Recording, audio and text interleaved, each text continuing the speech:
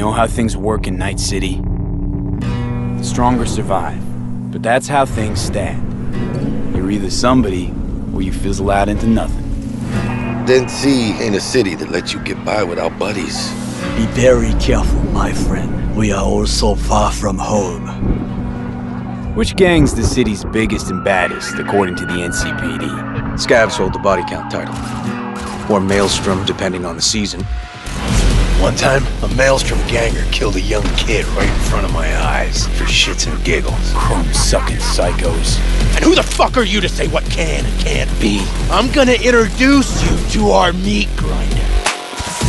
About time we had some fun! Think Maelstrom never forgets? Never! I hate these Borg fuckers. Just a gang like any other, right? I'll take the Valentinos.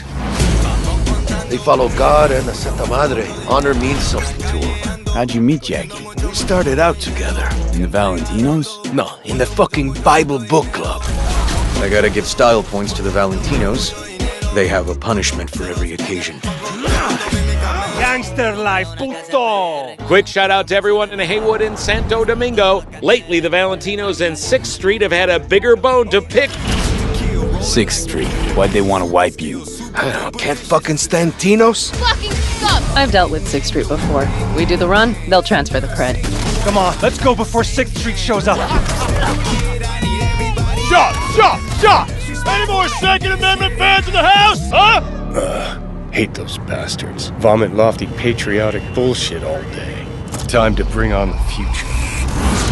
Any idea how many attacks from behind the Black Wall we neutralized? If the Voodoo Boys breach the Black Wall, we'll all be fucked. Voodoo Boys. Urban myth, I thought. Just net runners spooking each other. No such gang. You know, I heard a few things about you. The Voodoo Boys. Best runners in town. You do not steal from the Voodoo Boys. I see you, always. For them, Pacifica's just Haiti 2.0. Their own island, cut off from the rest of the city. This is our turf, our home. Until last week, the animals crawled in. Animals are the craziest fucking gang in the city. Breaker stall! Animals aren't the play here, are they? They're hired muscle. Someone else needed them. I fucked you over, you fucked the gang over. Somewhere at the start of the story, somebody fucked the Corp. See how this works now? My husband's new Westbrook. Very high in the tiger claws. They did what made the best eddies. Sold sex and black market tech. See a lot of tigers. They run this place. Know what else they do well? Break the knees of people who ask questions. We gotta do something! Shut the fuck up! The tigers will kill us. Come on, baby. Tiger claws killed one girl too many, so people took matters into their own hands. Folk went ballistic. Girls, pimps, outcasts, the whole freak show. It's how the Mox got started. Think you're some kind of gangoon now, huh? Us Moxes have each other's back. We look out for one another. You looking for some company tonight? How'd you hook up with the Mox? I thought Susie and the gang could really change something in this city. Moxes and nomads don't seem so different. Both seem to yammer a lot about community, solidarity. Tell me about the Badlands. Not much going on out here, huh? Au contraire. This is an ecosystem. Nomads, Grafton Shiv, corporations, and drifters, they form a complete whole. Remove one part, the delicate balance topples. Here in the Aldecaldos, it all stays in the family. Classic dilemma. What comes first? Family or the outside world? This family will go to hell and back. Everyone in this city lives in their own bubble, and either you fly high or sink into quicksand.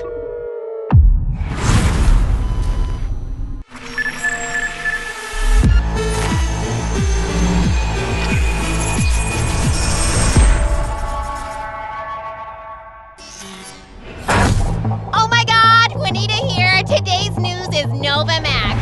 Hi there. New to Night City? It's not so bad here. How we feeling today? Cause I feel amazing. The food. The Thai on 7th and Haywood. The pierogies down by the docks. Our home, our pride. And as always, your business is my business. And this is your World News Update.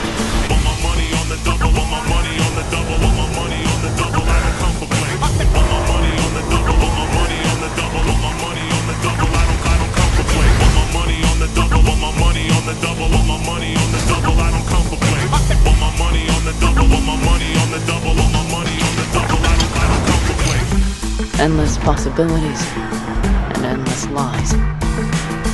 We are fucked, America. And I don't know how we're gonna fix it.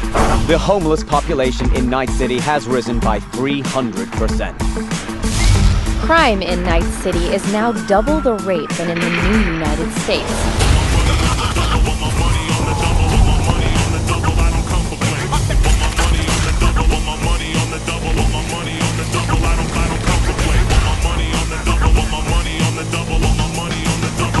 You want to be some kind of hero. But that's a fight this city won't let you win. On your own, you're fucked.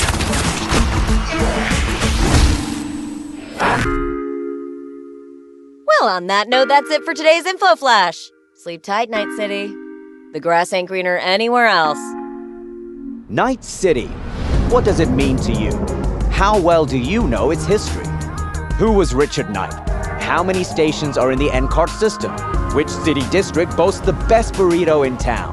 The answers to these questions and more can be found at the address at the bottom of your screen. Check it out and fall in love with Night City all over again. She pulls my trigger, got me up alright. It's a danger play here in Night City.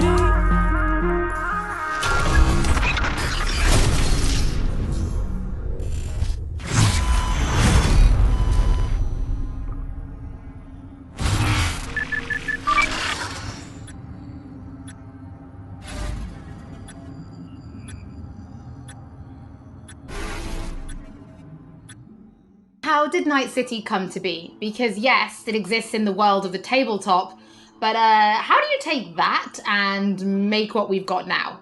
Well, yeah, as you can imagine, making a city that is as big and complex as Night City is quite the ambitious project. First off, we sat down and we were really considering what is it that we wanted to do with Night City. In a way, Night City is the star of Cyberpunk, right? It is one of its main characters. We wanted to make a city that is very, very believable, right? I mean, the word immersion gets thrown around a lot, but really, we wanted you to be able to dive into it and feel like this is a real place. And then secondly, we also wanted to provide enough variety between districts so that exploring Night City will always be fun, right? There's no point in making a city that is all same-ish and, you know, it doesn't really matter where you go because once you've been through one district, you feel like you've been through all of them. So for that, we first off started taking a look at the real-life geography that Night City is located on, and that would be on the coast of California. Knowing that Night City would be a coastal city gave us a bit of insight into what we would expect from the city layout. You'd expect the port, you'd expect huge industrial areas that would facilitate this kind of trade that you would assume a city of this type would have with the world. And then we went through and actually divided the city into several districts, 6 of them, and some of them are based on the original lore. We decided to give their own characteristics in terms of architecture, their demographics, the kind of people that would live there, and also the function within the city. Each of these districts in turn we divided into further sub-districts, which we further characterized using the more grand theme of the larger district. This process, I think, has resulted in a city that feels quite alive, has a lot of character, where each district feels like its own distinct zone without feeling separated from the larger picture. And that results in something that allows the player to easily navigate even the complex concrete jungles of Night City simply by looking around and always having a rough idea where you actually are. But Night City is clearly so different from anything we've ever created with The Witcher. Can you give us some idea about, or some insight into just how big and like how densely packed Night City really is?